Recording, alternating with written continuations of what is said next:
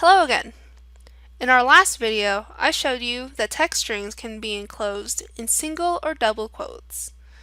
We have also used the print function to display text strings and numbers. However, the print function does not display the quotes. What's more, we cannot see if there are any trailing spaces at the end of a text string.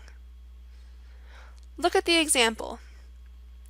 The result of printing text 1 is the same as the result of printing text 2.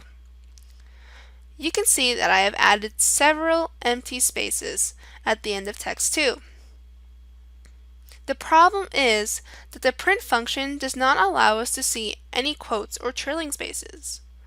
However, there is a solution to that problem.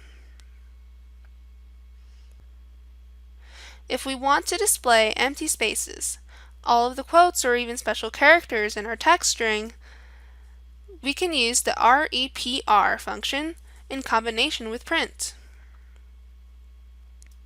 It will give us a totally different output. Now we can not only see all the quotes, but we can also see the empty spaces. repr shows everything, which makes it a valuable function for debugging or reproducing your code. Use Creative Suite to practice writing and printing text strings. Remember that you can save and share your files.